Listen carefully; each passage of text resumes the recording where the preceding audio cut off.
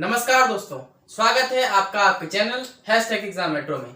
आज हम अपनी पीटी सीरीज जो पीटी से संबंधित है उसमें ज्योग्राफी सेक्शन की जो नदियों को हम देख रहे हैं उसमें हम अगले नदी तंत्र को देखेंगे, जिसमें हम देखेंगे सिंधु नदी तंत्र को। और इस सिंधु नदी तंत्र में हम आपको ऐसा समझाएंगे कि आपको हर एग्जाम में काम आएगा। सिंधु नदी तंत्र को जब हम समझते हैं तो हमको उसमें पंचनद को समझना है और उसमें हमको दाएं ओर से आने वाली नदियों को समझना है और बाएं ओर से आने वाली नदियों को समझना है। तो आप पहले समझ लीजिए दाएं ओर और बाएं ओर से नदियां क्या होती हैं।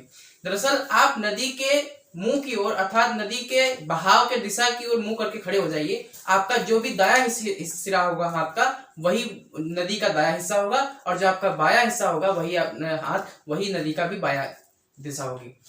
तो सिंधु नदी तंत्र को समझते हैं। दरअसल सिंधु नदी और सतलज नदी ये जो दो नदियां हैं ये भारत के बाहर से उद्गम होकर आएंगी, मतलब भारत के बाहर से निकल के आएंगी। बाकी नदियां भारत के अंदर से ही उद्गम होंगी उनका। बाकी इन्हीं दो नदियों का उद्गम भारत के बाहर से है। तो तिब्बत के एरिया से कैलाश रेंज एक पड़ती है वहां पे और उस कैलाश रेंज के चेमा युंगडुंग ग्लेशियर या फिर बोखरचूस का नाम ये भी है, यहाँ से सिंधु नदी निकलती है। और ये सिंधु नदी निकल करके लद्दाख रीजन में, अब तो हम केंद्र शासित प्रदेश के हिसाब से पढ़ेंगे ना, तो लद्दाख के दमचौक से भारत में प्रवेश करती है और लद्दाख के दमचौक से प्रवेश करके लद्दाख और जास्कर इन दो श्रेणियों के बीच से प्रवाहित होते हुए पीओके के चिल्लाम से पाकिस्तान में प्रवेश करती है। बाद में मिठानकोट में जब इसे पंचनद आकर के मिल जाती है नदियां, तब ये कराची के पास में अपना डेल्टा बना देती है। तो ये तो आपने सिंधु को समझा। फिर आप समझें इसको नदियों को। पहले हम इसकी ऊपर की नदियों को समझ लेते हैं। इसमें ऊपर में कौन कौन सी नदियां मिलती हैं? काराकोरम रेंज में पड़ता है सियाचिन ग्लेशियर, उसके पास में पड़ता है रेमो ग्लेशियर। इस रेमो ग्लेशियर से श्योक नदी निकल करके इस ऊपर के साइड में सिंधु नदी से मिलती है। और इस श्योक की एक और सहायक नदी है गलवान नदी, और प्रेजेंट में गलवान घाटी फेमस भी हुई थी बहुत। उसके बाद में पीओके रीजन से गिलगित नदी आती है, गिलगित बाल्टिस्तान रीजन से, वो गिलगित नदी भी इसमें मिलती है। फिर पाकिस्तान के एरिया में इस सिंधु नदी में ऊपर के साइड में काबुल नदी, कुर्रम नदी और गोमल नदी, ये तीन नदियां मिलती हैं। फिर हम समझते हैं इधर की मेन वाली नदियों को, पंचनद वालियों को।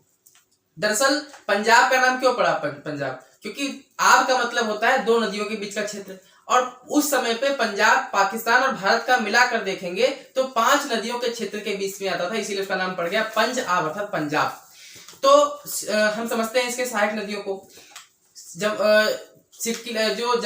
हिमाचल प्रदेश है, उस हिमाचल प्रदेश के बाड़ालाचा दर्रे से दो नदियां निकलती हैं, चंद्रा और भागा। ये चंद्रा और भागा बाद में आपस में मिल करके चेनाब नदी बनाती है। चेनाब नदी जब ये बन जाती है चंद्रा और भागा मिलकर के, तो ये पाकिस्तान में जाकर के मतलब सिंधु नदी तंत्र में मिल जाती है। और ये चेनाब नदी सिंधु नदी तंत्र की सबसे बड़ी सहायक नदी है। और इस चेनाब नदी में जम्मू कश्मीर के रीजन से आने वाली झेलम नदी भी झांग जगह पे आकर के मिलती है। ये झेलम नदी जो जम्मू कश्मीर से निकलती है वो जम्मू कश्मीर के शेषनाग झील से निकलती है। और इसी जम्मू कश्मीर की इस जो नदी आकर के मिलती है झेलम नदी, इसकी भी एक सहायक नदी है किशन गंगा। और इसी झेलम पर श्रीनगर भी बसा है और इसी झेलम पर वुलर झील भी है। फिर हम देखते हैं इसके और नीचे आते हैं, हिमाचल प्रदेश के ही इसके नीचे से बाड़ालाचा दर्रा है, रोहतांग दर्रा है। इस रोहतांग दर्रा से रावी नदी निकलती है और रावी नदी निकल करके इसी चेनाब में जाकर के मिल जाती है।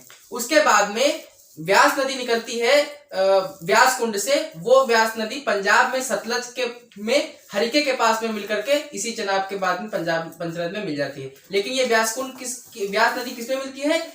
आपके सतलज में। सतलज कहाँ से निकलती है? सतलज निकलती है तिब्बत के रीजन से। मानसरोवर झील के पास में एक जगह पड़ती है राकस या राक्षस ताल, वहां पर से सतलज नदी निकलती है और सिपकिला दर्रे से प्रवेश करते हुए हिमाचल प्रदेश में प्रवेश करती है, फिर पंजाब में प्रवेश करती है। और उसी भारतीय पंजाब में जो सिपकिला जो रोहतांग दर्रे के नीचे व्यास कुंड था, वहां से जो व्यास नदी निकलती है वो इसमें आकर के मिलती है हरिके के पास में।